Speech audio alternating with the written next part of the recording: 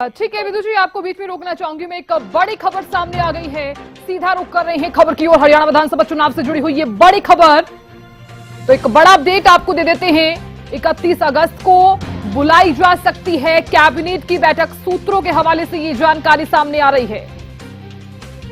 सरकार को भंग करने का फैसला लिया जा सकता है, हालांकि सूत्रों के हवाले से ये जानकारी सामने आई है। तो बड़ी जानकारी आपको दे रहे हैं, हरियाणा सरकार ने चुनाव आयोग से मांगी है बैठक बुलाने की अनुमति। तो सूत्रों के हवाले से ये बड़ी जानकारी आपको दे रहे हैं, हरियाणा विधानसभा चुनाव से जुड़ी हुई ये बड़ी जानकारी। बता दें कि 31 अगस्त को कैबिनेट की जो बैठक है बुलाई जा सकती है। सरकार को भंग करने का जो फैसला है वो लिया जा सकता है। तो सूत्रों के हवाले से ये जानकारी सामने आ रही है। हालांकि सूत्र ये भी कह रहे हैं कि हरियाणा सरकार ने चुनाव आयोग से बैठक बुलाने की जो अनुमति है वो मांगी है। देखिए, विधानसभा चुनाव अब बिल्कुल नजदीक है, 1 अक्टूबर को चुनाव होने हैं और इसी से जुड़ी हुई ये बड़ी जानकारी आपको दे रहे हैं कि 31 अगस्त को कैबिनेट की जो बैठक है वो बुलाई जा सकती है। कांग्रेस के प्रवक्ता बजरंग जी लगातार जुड़े हुए हैं और विदु जी भी लगातार जुड़े हुए हैं। विदु जी, आप अपनी बात कंप्लीट कीजिए, बजरंग जी उसके बाद मैं आपसे एक प्रतिक्रिया लूंगी। कोई दिक्कत नहीं मैडम, कोई दिक्कत। विदु जी, अंदर भूपेंद्र हुड्डा की सरकार जब 2014 में गई थी तो हरियाणा की जनता बहुत त्रस्त थी। भूपेंद्र हुड्डा द्वारा किस प्रकार से निर्लजता पूर्ण भ्रष्टाचार किया गया था, जातिवाद का बोलबाला किया हुआ था, क्षेत्रवाद जो है, भूपेंद्र हुड्डा को रोहतक से बाहर हरियाणा नहीं दिखता था। किस प्रकार परिवारवाद में जो है वो बिल्कुल धृतराष्ट्र की तरह अंधे हो चुके थे, ये हरियाणा की जनता देख चुकी थी और इसी से मुक्ति हरियाणा की जनता ने 2014 में पाई थी। आज भूपेंद्र हुड्डा और उसके सिपाही कुछ भी कहते रहे, मैं मानता हूं कि हरियाणा की जनता वो काला साया भूली नहीं है। ये साधु के भेष में रावण जितनी बार भी आ जाए, बार बार माता सीता को नहीं छल सकते। माता सीता यानी हरियाणा की जनता, देश की जनता। मैं नहीं मानता हूं कि बार बार जो है माता सीता छली जाएगी, नहीं छली जाएगी। इनका भेष, इनका असली भेष जो है जनता जानती है, विशेष रूप से तब जब जनता को ने विकास देख लिया, जब जनता ने सुशासन देख लिया, जब जनता ने जनता का राज देख लिया। ये भारतीय जनता पार्टी भारत की जनता की पार्टी है जो भारत की जनता के लिए काम करती है और इस नाते से बड़े विश्वास के साथ इस बात को कह सकता हूं कि 1 अक्टूबर का दिन होगा और कांग्रेस पार्टी का सफाया फिर से होगा। हैट्रिक कांग्रेस पार्टी सफाया में। चलिए विदु जी, वो तो देखने वाली बात होगी। लगातार आप जीत के दावे जरूर कर रहे हैं, बजरंग जी भी लगातार बने हुए हैं। बजरंग जी, 1 अक्टूबर को ही चुनाव होने हैं, कितने तैयार हैं आप? देखिए मैडम जी, कांग्रेस पार्टी तो शुरू से ही तैयार बैठी है। जितनी जल्दी चुनाव हो जाए अच्छी बात है। इस जो निकम्मी और भ्रष्ट सरकार से मुक्ति चाहती थी और भारतीय जनता पार्टी पहले ही हार मान चुकी। एक इनका जो मंत्री है जेपी दलाल, उन्होंने बयान दिया है कि कांग्रेस की सरकार बनने के बाद 6 महीने के अंदर सरकार गिरा देंगे। आप तो पहले ऐसे बयान देकर मान रहे हैं, कभी कहते हैं चुनाव आगे करवाओ, हमारा तो समस्या पड़े हैं। चुनाव आयोग ने जो पहले फैसला लिया था उसका भी स्वागत है, ये दोबारा पुण्य फैसला लिया है उसका भी स्वागत है। कांग्रेस पार्टी पूरी तरह से तैयार है और जनता भारतीय जनता पार्टी से मुक्ति चाहती है, बेहद दुखी है और भारतीय जनता पार्टी का हरियाणा से जाना तय है। आज मुख्यमंत्री देखिए, वो कहते हैं कुरनाम से चुनाव नहीं लड़ूंगा, मुझे लाडवा लड़वा दो या मुझे नारायण का लड़ा दो। रोहतक का मंत्री कहता है मैं चुनाव नहीं लड़ूंगा, कि मैं प्रचार करूंगा पार्टी के लिए। एक इनका सीनियर मंत्री जो वित्त मंत्री पूर्व में था, वो कहते हैं मैं नारनौल से चुनाव नहीं लड़ूंगा, मुझे बरवाला से लड़वा दो। हालात तो इनकी ये है, बड़े बड़े सीनियर नेता चुनाव लड़ने से डर रहे हैं। कोई स्टेशन बदल रहा है, कोई नाट रहा है, चुनाव कौन लड़ेगा? कैसा चुनाव इनका? सबको पता है हालात क्या है, बस अपनी जेब में डाले हैं। आज भी आपने सुना होगा एक एसपी को, जो रोहतक के अंदर एसपी है, उसको भी उस धमकी दी गई है पूर्व मंत्री ने, तो तुझे देख लूंगा 1 तारीख को। बताओ, ऐसी जो स्थितियां है, बुगलाहट के कारण किमी बयानबाजी करवा लो, कि मैं बोल लो, आज मुद्दे की लड़ाई है। आज क्या है, चुनाव बगल बच चुका है, चुनाव आचार संहिता लग चुकी है। जब भारतीय जनता पार्टी जनता के बीच जाए, अपनी बात रखे, कांग्रेस पार्टी जनता के बीच जाएगी, वो भी अपनी नहीं। बात बजरंग जी, रखेगी। आप लगातार सरकार पर निशाना साधते हुए नजर आते हैं। अगर यहाँ पर एक बात मैं आपको याद दिला दूं, आप भी तो जो मौजूदा सांसद हैं उन्हें टिकट नहीं दे रहे हैं। देखिए, हाँ। हमारे नेताओं ने क्या कहा है, आज बयान देखिए दीपक बावरी का क्या बयान है। हाँ। भाई ये फैसला है कि जो मेरे पास आदेश आया है कि मौजूदा एमपीओ को चुनाव नहीं लड़ाया जाएगा। फिर भी कोई चुनाव लड़ना चाहे, हाईकमान से उसकी मंजूरी लेकर लड़ सकता है। ये उन्होंने बयान दिया है दीपक बावरी, आज सारे नेशनल पेपर में, सब चैनलों में बयान आया हुआ है। देखिए, जब एक एमपी बन गया, जरूरत नहीं है चुनाव लड़ने की, फिर भी लड़ना चाहे, हाईकमान चाहे, लड़ाने क्या दिक्कत है। एक जो भी सांसद बने हैं, 4 महीने पहले सांसद लोकसभा का चुनाव हुआ है, जो कोई विधानसभा चुनाव लड़ना चाहेगा, फिर भी हाईकमान चाहेगी, लड़ा देगा, उनका कोई दिक्कत नहीं। हमारे तो आप देखते एक एक सीट को 4 कैंडिडेट, 80 कैंडिडेट हमारे विधानसभा चुनाव के अंदर मांग रहे हैं, और लाइन लगी हुई आपके सामने है, और मेरिट के आधार पर टिकट मिलेगी। 90 टिकट है, मेरिट के आधार पर मिलेंगे। हर कार्यकर्ता, एक खास बात आपने इस विधानसभा चुनाव में पहली बार देखी होगी, हमारे जितने भी कार्यकर्ता है, जितने भी नेता है, पूरे ग्राम स्तर पे ले लो, शहर स्तर के ऊपर ले लो, घर घर जनता के बीच जा रहे हैं, जनता से संपर्क कर रहे हैं।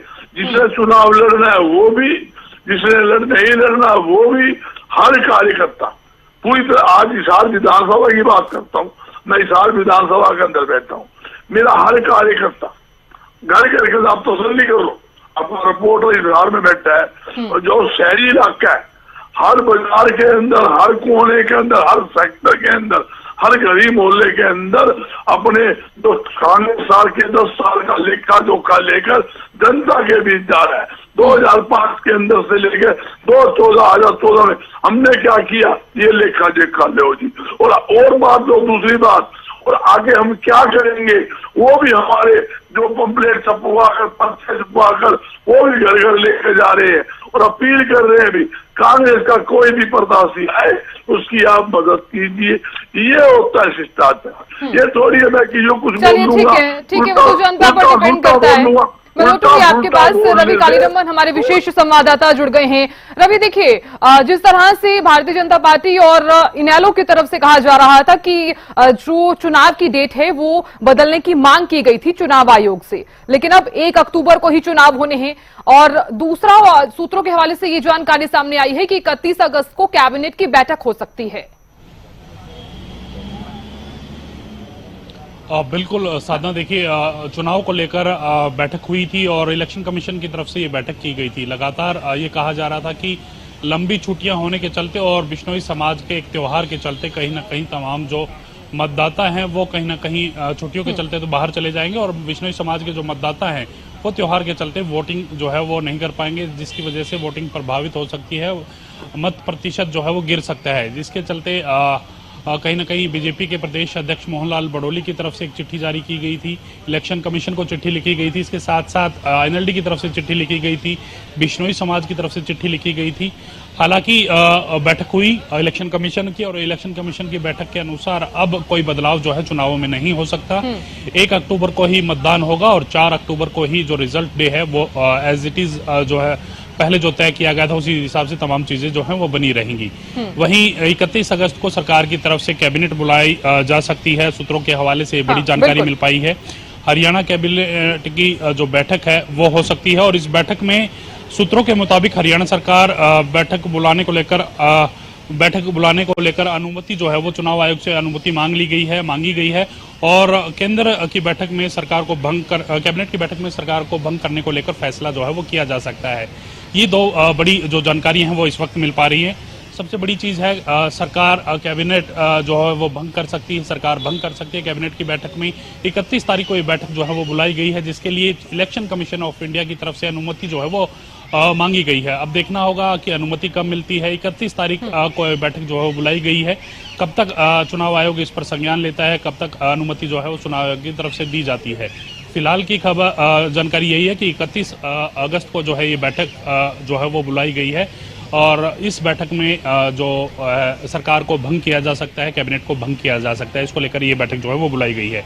सबसे बड़ी चीज जो है चुनावों को लेकर, चुनाव भी एज इट इज जो है वो बने रहेंगे, कोई बदलाव चुनावों के समय में नहीं होने वाला। जी बिल्कुल रवि, आप बने रहिए हमारे साथ। लगातार विधु रावल जी भी बने हुए हैं और बजरंग दास जी भी बने हुए हैं। विधु जी देखिए, 1 अक्टूबर को तो चुनाव होने ही हैं, क्योंकि आपकी तरफ से ये लगातार कहा जा रहा था कि चुनाव की जो डेट है वो बदली जाए, लेकिन अब ये फैसला जो है वो नहीं माना गया है। ऐसे में अब जो 31 अगस्त को कैबिनेट की बैठक होनी है, इस बैठक को आप किस तरह से देख रहे हैं? तो ये कि लगातार हमारे द्वारा नहीं कहा जा रहा था। हमारे माननीय प्रदेश अध्यक्ष जी ने एक पत्र लिखकर जो है चुनाव आयोग के संज्ञान में ये विषय लेकर आए। हमारा जो विषय था केवल वहां तक था। ये इलेक्शन कमीशन का प्रेरोगेटिव है, उनका विशेष अधिकार है कि वो कब चुनाव करवाएं, किन स्थितियों में करवाएं। एक विषय अगर छूट ना गया हो, इस कारण से हमने जो है चुनाव आयोग के ध्यान में लेकर आए। तो ये लगातार कहना कि हम लगातार कह रहे थे, ऐसा नहीं था। हमने एक पत्र लिखकर चुनाव आयोग के ध्यान में, उनके संज्ञान में ये विषय लेकर आए थे। चुनाव आयोग ने अपने विवेक से जो निर्णय लिया, हम उसका स्वागत करते हैं। हम कांग्रेस की तरह क्राई बेबी नहीं है। हर विषय पर हम जो है छाती नहीं कूटते, चूड़ियां नहीं तोड़ते। तो इस नाते से हम जो है उसको स्वीकार करते हैं और आगे बढ़ते हुए, और फिर 1 अक्टूबर है चुनाव, तो उस दिन चुनाव लड़ेंगे, बहुत अच्छे तरीके से लड़ेंगे। जनता चुनाव लड़ने वाली है, कांग्रेस पार्टी के खिलाफ चुनाव लड़ने वाली है। वही कांग्रेस पार्टी जिसने हरियाणा को लूटा है, जिसने हरियाणा की जमीनों को, उसी कांग्रेस पार्टी भूपेंद्र हुड्डा ने औने पौने दाम पर बंदर बांट किस्ती की है। और कांग्रेस के जो सर्वमान्य दामाद हैं, वो बंटवारा उनको किस प्रकार से दी है। हरियाणवी भूले नहीं है कांग्रेस की सरकार में किस प्रकार 2-2 रुपए के चेक भूपेंद्र हुड्डा बांटा करते थे। किस प्रकार से स्वामीनाथन आयोग की रिपोर्ट को लागू करने से उन्होंने मना कर दिया था, बल्कि कभी एक दाना भी उन्होंने जो है किसानों का कभी नहीं खरीदा। लेकिन आज हरियाणा के अंदर ऐतिहासिक तौर पर हम जब सरकार 10 साल की चलाकर खड़े हैं, तो हरियाणा पिछले 10 साल से सबसे अधिक फसलों को एमएसपी पर खरीदता था, 14 फसलों को। और अब कुछ महीनों पहले प्रदेश के माननीय मुख्यमंत्री जी नायब सैनी जी ने घोषणा की कि प्रत्येक फसल जो केंद्र द्वारा लिस्टेड की गई है, 24 फसलों का एक दाना हम एमएसपी पर खरीदेंगे। ये ऐतिहासिक है। हरियाणा का किसान झूम रहा है। हरियाणा के अंदर किस प्रकार से हुड्डा से दुगनी के करीब नौकरी हमने दी और बिना पर्ची खर्ची के दी। हरियाणा का युवा झूम रहा है।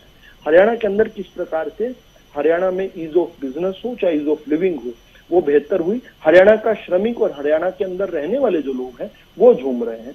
किस प्रकार से आज गरीब परिवारों को 500 रुपए सिलेंडर देने का ऐतिहासिक हमने फैसला लिया, उसके नाते जो है हरियाणा की गृहिणियां जो है वो झूम रही हैं। और इसी प्रकार से किस प्रकार से गरीब को हमने जो है पहले 8.5 लाख के करीब जो है राशन कार्ड हुआ करते थे जिन पर राशन मिलता था, आज 49 लाख कार्डों पर हम जो है हरियाणा के अंदर मुफ्त में राशन अगर दे पा रहे हैं, तो हरियाणा का गरीब भी झूम रहा है।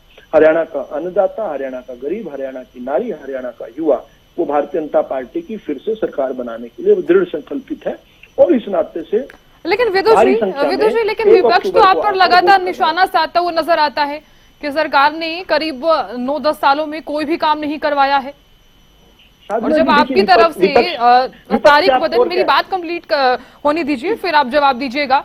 जब आपने ये बात बोली कि जो तारीख है वो बदली जाए, जी भारतीय जनता पार्टी की तरफ से भी कहा गया था और इनेलो की तरफ से भी कहा गया था, तब सरकार को जिस तरह से घेरते हुए विपक्ष की तरफ से ये कहा गया था कि इनकी किसी भी प्रकार की कोई तैयारी नहीं है। साधना जी, ये तो विपक्ष बेचारा क्या कहे, फिर आप उसको विपक्षी क्यों मानेंगे? अगर विपक्ष ऐसा नहीं कहेगा, आप ही उनसे विपक्ष का स्टेटस भी छीन लेंगी। तो विपक्ष का तो एक काम है इस प्रकार से बात कहना। लेकिन असल में जो है आकलन तो आप करने वाली है ना, आप पत्रकार हैं। आप देखती हैं कि किस प्रकार से भारतीय जनता पार्टी का विधानसभा दर विधानसभा जो है पन्ना प्रमुख सम्मेलन आपने देखे हैं। आपने खुद, आपके चैनल ने कवर किए हैं कि हमारी पार्टी का प्रदेश का नेतृत्व और उसके साथ प्रदेश की टीम बनी हुई है, हमारे जिले की टीम बनी हुई है, जिले से नीचे मंडल की टीम बनी हुई है, मंडल से नीचे हमारे शक्ति केंद्र है, शक्ति केंद्र से नीचे बूथ की टीम है, बूथ से नीचे हमारी पन्ना प्रमुख की टीम है। कांग्रेस पार्टी की तो प्रदेश की भी टीम आज तक नहीं बन पाई, जिले के अध्यक्ष आज तक नहीं बना पाई। बिना संगठन के लड़ने वाले ये लोग जो है, इनसे हमारा मुकाबला नहीं हो सकता। इनकी तैयारी क्या है? हमारी तो तैयारी है, मेटिकुलसली है। आज मैं और आप जब बात कर रहे हैं तो हम जानते हैं कि दिल्ली के अंदर एक बड़ी महत्वपूर्ण बैठक हो रही है। आज क्या कांग्रेस पार्टी की इस प्रकार की बैठक हो पाई है? क्या नहीं हो पाई है। हम जानते हैं कि आज जो है सेंट्रल इलेक्शन कमीशन कमेटी की एक बैठक होने वाली है बीजेपी की। तो किस प्रकार, क्या कांग्रेस की इस प्रकार की आप जानकारी दे सकते हैं?